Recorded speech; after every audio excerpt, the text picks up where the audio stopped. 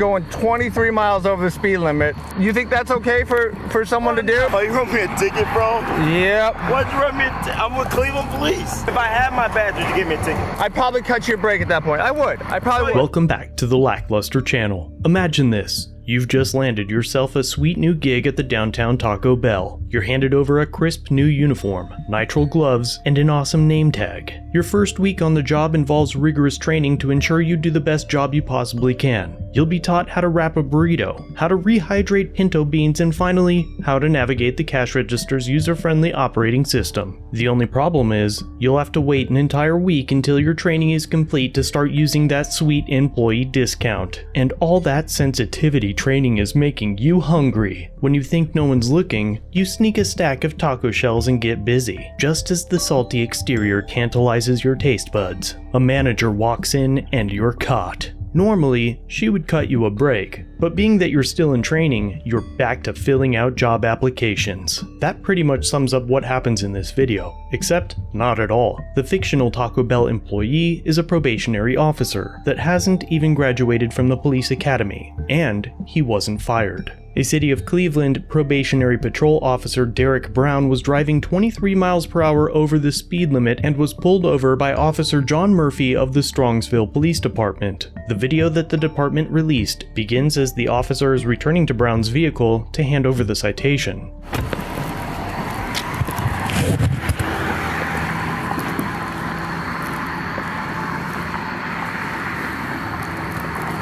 Telephone number for you. Oh, you wrote me a ticket, bro? Yep. Why'd you write me I'm with Cleveland Police. You're not a cop yet, are you? In 4 weeks I am. Well. You want me to call my sergeant? No, I believe you. And listen, here's the deal. I get that you're going to be a cop, but you're in the academy right now. And you're going 23 miles over the speed limit. Okay. Like, you think that's okay for someone to do? No, cop or not? I agree, but it's not. I can see where you're coming from. But if I had my badge, would you give me a ticket? If you were actually a cop, but that still doesn't make it right. Probably not. That probably not. Make it right. I'd probably cut you a break at that point. I would. I probably would. Your ears do not deceive you. Officer John Murphy has just stated that he would have given probationary officer Derek Brown a break if he had his badge. Oh, because I'm a recruit. I don't get the badge, which means I don't. Because you are in the police academy at this point? Actually, I'm not. I'm done with the police academy. I'm in Cleveland training. I got you. But you're still not an officer yet. You're in training, and you think it's okay to be driving 58 and a 35. I think that's a bad mindset to have, and that's why I'm writing you a ticket. So next month, if I come through and doing 58, you're gonna give me a ticket.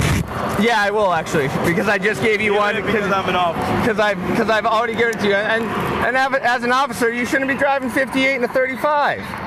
So if I was driving 58 and a 35, and a trooper stopped me, I would have no problem with them getting me a ticket. I deserve it at that point. Because you're a badge officer. But I would deserve it. They're not gonna give it to you. I'm not saying I get it. I get what you're saying. I'm not gonna argue with you. But either way, I'm not gonna argue with you. Anybody doing 58 and a 35, no matter what, deserves it. What's the phone number for you?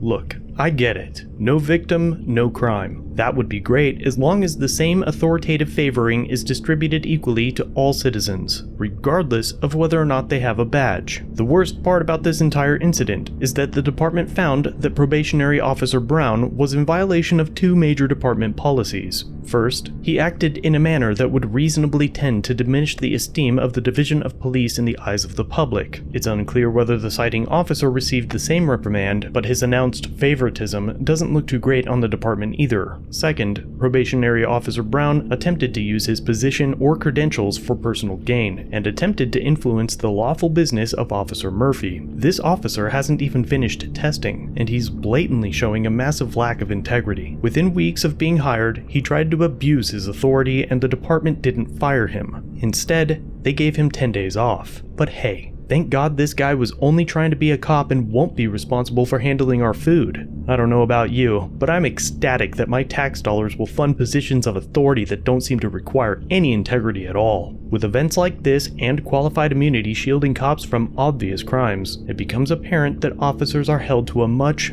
lesser standard than the rest of us plebs. What do you think? Should this almost officer have kept his job? Let me know in the comments down below. Gotta explain. I know you. I know you. I got to. Go ahead. Let it rip. 58 and 35. Your court date, if you want to go to court, is on the 7th at 8:30 at Strongsville Mayor's Court. It's right back there. That's all right. If you want to What's your if you want to just sergeant on duty right now? Yeah, I do. Where's he at? I'll give you. Do you want me to have him come here right now? Have him come here. Okay.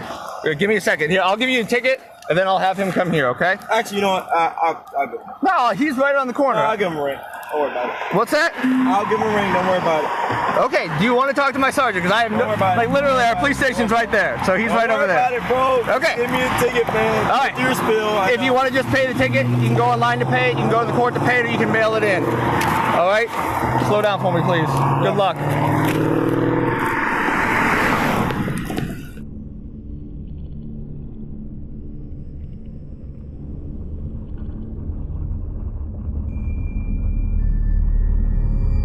On February 28th of 1995, the Denver International Airport officially opened its doors. It was 16 months behind schedule and approximately $3.5 billion over budget. Clearly, an ambitious project with many interesting features. Almost immediately, questions were raised. Why did this airport take so long to build? Why did it cost so much money? Why were so many different contractors used? Decades have passed, and many of these questions remain unanswered. But one thing is certain, there's something very strange about this airport. Some believe that there is a secret underground city beneath the facility. Others say the airport's infamous art murals contain hidden warnings about the end of the world. But the most shocking theories involve the true purpose of the Denver International Airport. Depending on who you ask, the structure could one day be used as a concentration camp, a military facility, or a Noah's Ark that will shelter pre-selected individuals from an extinction-level event. But why are there so many wild theories surrounding the Denver International Airport? Is there any truth behind these stories? And perhaps most importantly, what is the real purpose of this strange facility? Let's find out.